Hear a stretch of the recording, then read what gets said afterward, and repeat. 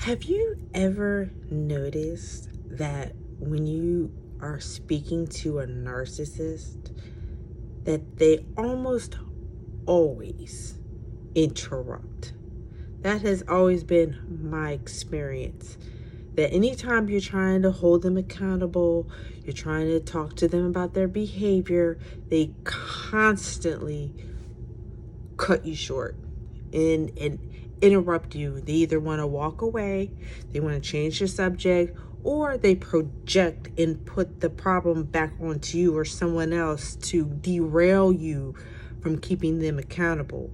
Or if they don't interrupt you, they'll loud talk you and try to get you to back down on your accusations against them. And they'll get really hyped up and loud. Do you ever notice that? And it's just like a common thing that these narcissists do to avoid accountability is interrupting. And I am a Christian and I do believe in the spiritual aspect of narcissism.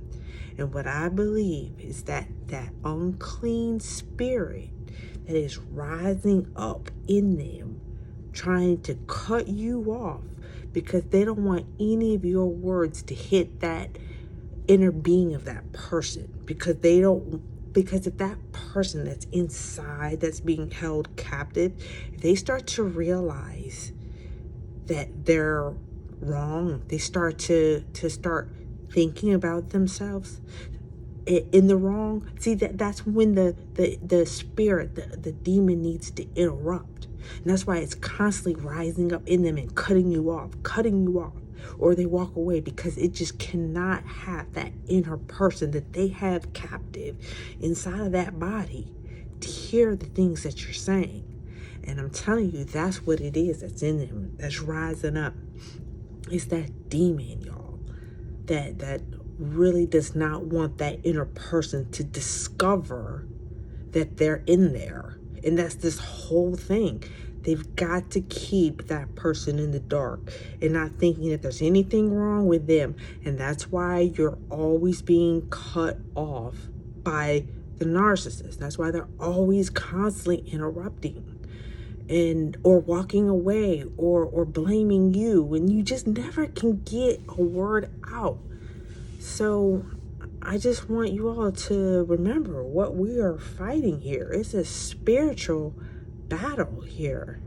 And I definitely think it's spiritual. Not a lot of psychologists want to say it's a mental issue. It's not a mental issue. It's a spiritual issue. It's a decision issue. And they need a lot of prayer. And it's that narcissist that really needs to wake up from that inside where they're being held captive. But they have to be the ones to get up out of that inner body jail cell. But again, that's why you can never get a word out to the narcissist without them interrupting. It drives me nuts.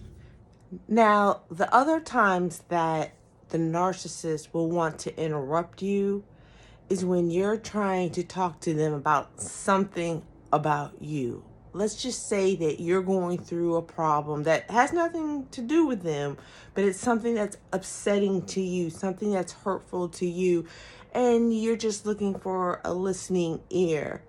I'm telling you, the narcissists don't want to hear your problems. And I tell you what, before I knew what narcissism was, and I would try and talk to people who I thought loved me, who I thought cared for me, who I thought would want to know what was bothering me about certain things, nothing to do with them, just other situations, they would cut me off or be like, oh, not that again. Oh, we're talking about this again. Or they would always do something to cut me off. And to them, it would make it seem like I'm speaking about something I've spoken about before. But because they cut you off so many times previously, you go back to that conversation because you want to finish how you felt about a situation. And in their mind, you're repeating that situation, but you never really fully got it out and discussed it and had a conversation with that narcissist. And that narcissist just does not want to hear about your problems. They don't want to be that listening shoulder, that crying shoulder. The only time a narcissist will sit and listen to you is if they're trying to take notes and get information from you to make sure that on a later date, when they're not friends with you anymore, then all bets are off and they're just going to start singing like a bird and smearing your name and telling everything that was private, anything that you confided in them. All bets are off. I'm telling you. But that's the only time they will sit still, when you're telling them something kind of juicy, or you know what I mean, something that's listenable for them to use on a later date. But other than that, they will cut you off big time. Or if they start to feel I don't really feel like narcissists feel convicted, but that demon in them don't want them to start feeling convicted.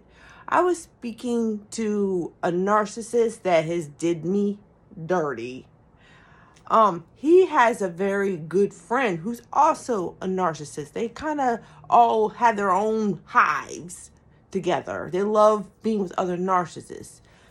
So anyway, that narcissist was telling me that that they had sexual sin when it came to like the internet, if y'all know what I'm talking about, and that they were always, do things. And I was telling him, in the moment, I wasn't expecting to have this conversation with him, but I was telling him, I was like, that's a really dark place, because the demons will have you start out subtle in that filth, and then that won't be enough, and then they're going to have you go further, and then that level of filth won't be enough, and then you start really going into the dark side. Like, you start looking at innocence, animal stuff, and watching people make innocent little ones do things. And when I started talking about that, he cut me off.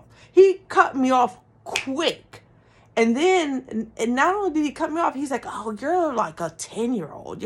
I'm not trying to say that insulting, but you remind me like a 10-year-old. And there was nothing I was saying that sounded like a 10-year-old. But I believe that demon in him was rising up, because I was starting to get close to things that he was doing, that he was guilty of. And that demon did not want me to tell him about how filthy and disgusting that is. It's all filth and disgusting, but it's even more disgusting when you have innocent little ones and perverting their innocence. So that's another thing. That's another way that they are always will interrupt. Because I noticed that they don't want to hear anything about your problems. They could care less about your issues. But I tell you what, when they have problems, when they have issues, they expect you to be all ears and listening to everything that they have to say. And they want you to follow up. Oh, how did that job interview go? Are you feeling better? Is your ankle feeling better? I know you sprained it the other day. Does it feel better? See, they expect us to follow up with them. But every time I hurt myself or I have a job interview or whatever, that narcissist never asks me about it. Now, I have to tell them. I have to tell them how my day went. I have to tell them how the interview went. I have to tell them that my ankle is feeling better, because they never ask, because they don't care. And they'll interrupt you every time that they don't care.